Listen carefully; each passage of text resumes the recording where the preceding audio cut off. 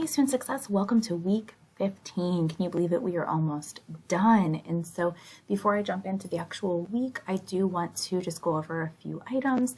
So this week, you can already see the dates are set. Week 3 will reopen for Friday, Saturday, Sunday. So if you miss any work from that part of the beginning of the semester, go ahead and take advantage of week 3 reopening for Friday, Saturday, Sunday. Also, week 15 is open during its normal, the 1st through the 7th. Week 16 is opening early. So please finish week 15 first. There's only one assignment this week. So as soon as you get done with that, week 16 will open on Friday. So you can get a jump start on finishing the semester. But not only that, pay attention. It's in your syllabus also to the dates here.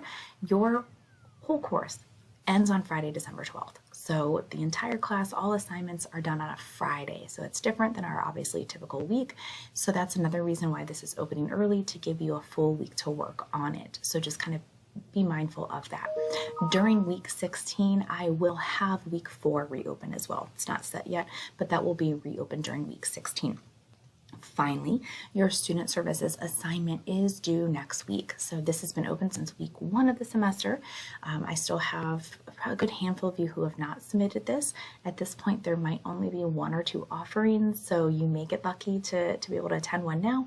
But if you've been hanging on to your certificate of attendance, please make sure you submit it by next week. There is no alternate for this assignment, so unfortunately, if you did not attend a workshop, it just goes in as a 0. All right, so let's jump into week 15. I think week 15 is pretty straightforward. It is over chapter 3. There's the lecture if you want to take a look at the video. Of course, there's always links to the textbook, and then some links about thinking, because chapter 3 is talking about different types of thinking: creative thinking, critical thinking, thinking outside the box, that type of thing.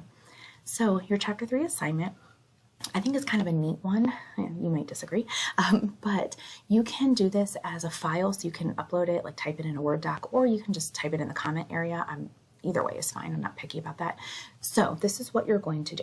You're going to find a group of people and use that as loosely as you want to. It could be the people you live with at home. It could be other classmates. It could be friends in a group text. It could be your children. So and it could just be like 1 or 2. It doesn't have to be a monster group or anything. It says there are 3 parts to this. First, on your own, create a list of 3 alternate uses for peanut butter, 3 for paper clips, and 3 for pen caps. So obviously, like, we eat peanut butter, we put it on sandwiches, we put it on crackers, whatever. Paper clips, obviously, clip paper together, and then pen caps go on a pen. So those are obvious. What you're doing is creating 3 different uses for peanut butter, 3 different uses for paper clips, and 3 different uses for pen caps, other than their original intent. Okay, so you're going to write that out and kind of just hang on to it. Then it says gather a group of 3 or 4. Like I said, sometimes it's hard to get that many people even together socially, let alone for like an assignment for school. So if you want to like group text some people, or work with your parents or your friends or your siblings or your children, whoever, if you need help, I can connect you with other people in the class, so you can do it through, Brightspace messages, whatever kind of works for you.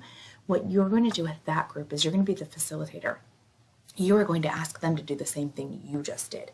So you're going to read them your list, or let them know, like, hey, these are my uses for peanut butter, these are my uses for paper clips, and these are my uses for pen caps. Don't repeat them. Come up with your own. So that group is coming up with their own list for peanut butter, their own list for paper clips, their own list for pen caps. So they're alternate uses. Once you have those 2 lists, your list and your group's list, you're going to compare them by answering these questions. So did you generate more ideas? Did the group, for instance, like, were you only able to come up with 3, but the group came up with like 9 different ones? Like, there was no overlap, or maybe they only had a few. There was a lot of overlaps. They didn't come up with a lot. But do you think the quality of the ideas improved in the group?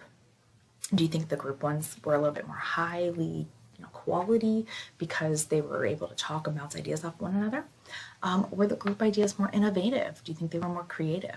And which was more fun, creating your own list or kind of leading the group ideas?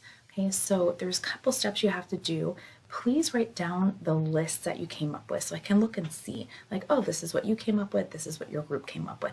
That way I have a basis of understanding when you start answering these questions right here. So on your Word doc or your comment area, go ahead and put, in one column like your list, and then in another column your friend's list or whoever it is that you work with, and then answer these 3 bullet point questions. All right, if you have questions on this, please let me know.